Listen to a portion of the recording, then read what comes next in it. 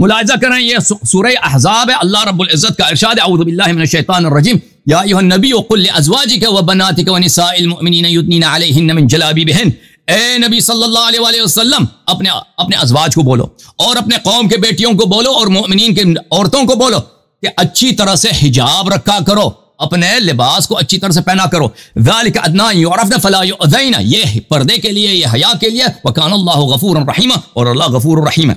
تو اللہ تعالیٰ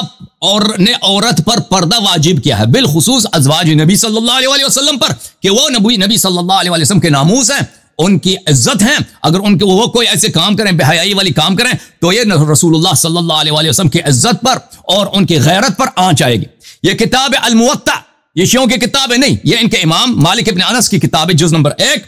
چھاپدار احیاء التراث العربی 1985 میں چھپی ہے۔ یہاں پہ باب ما جاء فی الرضاعۃ الکبیر، رضاعت الکبیر میں جو باب ہے یہاں پر، اسی حدیث کے حدیث نمبر کون سا ہے بھائی؟ حدیث نمبر 12، اس کے آخر میں عائشہ فی من كانت تحب ان يدخل علیہا من الرجال، لفظ کیا ہے؟ رجال۔ عائشہ جس بھی مرد کو پسند کرتی تھی کہ وہ عائشہ کے پاس داخل ہو جائے، گھر میں داخل ہو جائے۔ رجال کی بات، بچوں کی بات، رجال کس کو بولتے ہیں شیخ صاحب؟ بعد میں نہیں کہنا کہ یہ بچے ہوتے تھے جن کو دودھ پلایا جاتا، رجال کو دودھ پلایا جاتا تب۔ اچھا، فکانت تعمر اختها ام کلثوم بنت ابی بکر، تو وہ حکم دیتی تھی، حکم چلاتی تھی اپنی بہن ام کلثوم ابو بکر کی بیٹی کو، وبنات اخیہا، اور اپنے بھتیجیوں کو، ان یرضعن، ارضاء کا کیا مطلب ہے؟ ارضاء کا مطلب چاتی دینا، ارضاء کا مطلب یہ نہیں کہ کسی بھی طریقے سے دودھ پلاؤ جی، کہ کب میں وہ بوتل میں دودھ پلاؤ، نہیں، ارضاء میں آپ کو بتا دوں گا، ارضاء کا مطلب یہی ہے کہ چھاتی سے چوس کے دودھ وہ پی لے۔ من احبت ان يدخل علیہا من الرجال، کہ جو بھی مرد عائشہ کے پاس ملنا چاہے، تو مرد تو بہت سارے ملنا چاہتے تھے عائشہ سے، ٹھیک ہے نا، خلیفہ کی بیٹی ہے، تو یہ وہاں پہ یہ کہتے جاؤ پہلے دودھ پی کے آ جاؤ۔ تو اب حالانکہ یہ نبی صلی اللہ علیہ وسلم کی شرط نہیں، یہ قرآن کی شرط نہیں، یہ ایک ایسا غلط کام ہے کہ کوئی بھی غیرت مند انسان اس کو برداشت نہیں کر سکتا، اپنی بہن کے متعلق، اپنی زوجہ کے متعلق، اپنی ماں کے متعلق۔ بلکہ ہمارے لیے یہ سخت ہے اس بات کو بیان کرنا، کیونکہ رسول اللہ صلی اللہ علیہ وسلم کی زوجہ کے متعلق بات ہو رہی ہے، لیکن یہ حقیقت تاریخ اسلام ہے، تاریخ اسلام ہے۔ ضرب اللہ مثلا للذین کفروا امرأة نوح وامرأة لوط كانتا تحت عبدین من عبادنا صالحین فخانتاہما۔ قرآن یہ ان کی اپنی کتابوں میں بری پڑی ہے کہ یہ آیت کس کے لیے؟ عائشہ و حفصہ کے لیے، کہ قرآن نے کہا کہ دو عورتیں ہیں نبی صلی اللہ علیہ وسلم کے جنہوں نے غداری کی ہے نبی صلی اللہ علیہ وسلم کے ساتھ، قرآن نے ان کو غدار نبی بولا ہے، تو غدار نبی جس کو قرآن نے غدار نبی بولا ہے اس کو غدار کہنا ہر مسلمان پہ واجب ہے۔ غداری کی ایک جھلک دیکھیے، غداری کے صفحات میں سے ایک صفحہ یہی ہے کہ نبی صلی اللہ علیہ وسلم کے بعد ایسا بے حیائی کا فعل کہ کوئی مسلمان کا غیرت برداشت نہیں کر سکتا، اپنی بہن، اپنی پھوپھی، اپنی بھانجی، بھتیجی کے لیے، اپنی ماں کے لیے، اپنی زوجہ کے لیے، اور یہ انہوں نے نبی صلی اللہ علیہ وسلم کے گھر والی نے یہ کام کیا ہے۔ اچھا، یہ کتاب ہے مسند احمد ابن حنبل، چھاپ الرسالہ، جز 43، ملاحظہ کریں سنہ 2001 میں چھپی ہے۔ سپاہ صحابہ، اب تمہاری شامت آ گئی ہے، سب مسلمانوں سے میرا عرض ہے، سب جماعت عمریہ سے عرض ہے، سب شیعہ بن جاؤ۔ جب یہ خلیفہ ہے، اس کی بیٹی یہ کام کر رہی ہے، اس کی بہن، یہ اس کی بھتیجیاں، اس کے یعنی ابو بکر کی بیٹیاں، ابو بکر کی پوتیاں، چاہے بیٹے سے ہوں چاہے لڑکی سے، یہ کام کر رہے ہیں کہ نامردوں کو، نامحرموں کو دودھ پلا رہی ہیں۔ تو یہ ابو بکر کا پوزیشن آپ دیکھ لیں، یہ نبی صلی اللہ علیہ وسلم کا خلیفہ نہیں ہو سکتا، جانشین نہیں ہو سکتا۔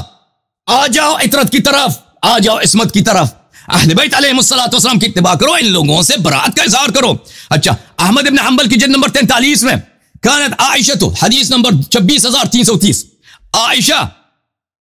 حکم دیتی تھی، کانت تعمر اخوات، اپنی بہنوں کو، وبنات اخوتها، اور اپنی بتیجیوں کو، ان یرضعن، کہ وہ چھاتی دے دیں، پستان دے دیں۔ من احبت عائشہ ان یراها ويدخل عليها،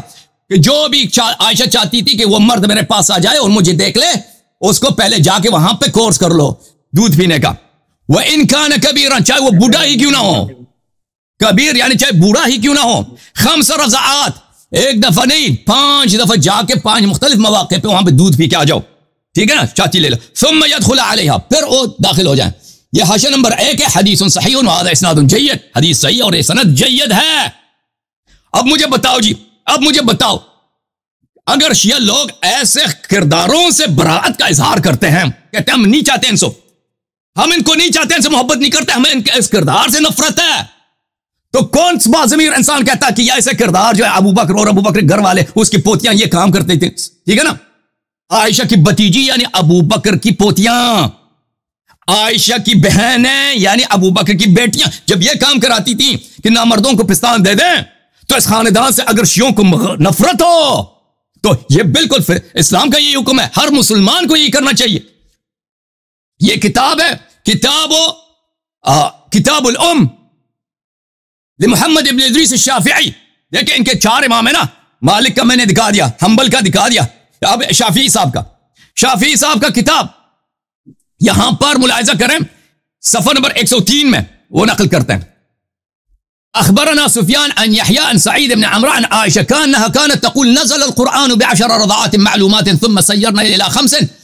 بل يحرمنا فكان لا يدخل على عائشة إلا من استكمل 5 رضعات۔ عائشہ کہتی تھی یہ تو قرآن میں آیت موجود ہے جی، قرآن میں آیت موجود ہے کہ 10 دفعہ دودھ دینا محرم بن جاتا ہے، اور پھر 5 دفعہ دودھ، پھر وہ نس ہو گئی 5 دفعہ تو ہم دیتی تھی، تو عائشہ کے پاس کوئی مرد داخل نہیں ہوتا تھا مگر یہ کہ اس کو 5 دفعہ پوری دفعہ رضاع کیا جائے۔ عائشہ کے پاس کوئی مرد داخل ہی نہیں ہوتا تھا مگر یہ کہ اس کو پہلے سے اس کی بہنیں، ابو بکر کی بیٹیاں، ابو بکر کی پوتیاں اس کے خوب 5 دفعہ اس کو پستان دے دیں۔ اچھا، المصنف لعبد الرزاق الصنعانی جلد نمبر 7 چھاپ المکتب الاسلامی، ملاحظہ کریں یہاں پر باب الرداع الکبیر، یہاں پر عطا تابعین میں سے ایک شخص نے اس سے کہا سقطنی امرأة من لبنها بعدما كنت رجلا كبيرا انكحها، مجھے ایک عورت نے دودھ پلایا، میں مرد تھا، میں مردانگی تک پہنچ گیا تھا، میں پورا بوڑھا مرد تھا، ایک عورت نے مجھے دودھ پلایا، میں اس سے نکاح کر سکتا ہوں؟ عطا نے کہا نہیں کہ اس سے میں نکاح نہیں کر سکتے۔ وذالک رأیک، اس نے کہا کہ یہ تیرا فتویٰ ہے؟ اس نے کہا میرا فتویٰ یہی ہے۔ ثم قال عطا كانت عائشة تأمر بذلك بنات اخیها، عطا نے کہا کہ عائشہ حکم دیتی تھی اپنی بتیجیوں کو، ابو بکر کی پوتیوں کو، کہ میرے مہمان آ رہے ہیں، مہمانوں کو پہلے تم پستان دے دو۔ یہ حالت ہے بھائی سپاہی صاحبہ بولو اب کیا نعرے لگاؤ گی تم؟ اچھا، اس کے روایات بہت زیادہ ہیں میرے محترم ناظرین، یہ کتاب سنن ابی داؤد چاپ دار الفکر، یہاں پر صفحہ نمبر 382 ہے، كانت عائشة تأمر بنات أخواتها وبنات إخوانها أن يرضعن من أحبت عائشة أن يراها ويدخل عليها وإن كان كبيرا 5 رضعات ثم يدخل عليها۔ عائشہ اپنی بہنوں کو، اپنی بتیجیوں کو، اپنی بانجیوں کو حکم دیتی تھی کہ میرے مہمان آ رہے ہیں، وہ مجھ سے ملاقات کرنا چاہتے ہیں، پہلے پستان دینا پڑے گا۔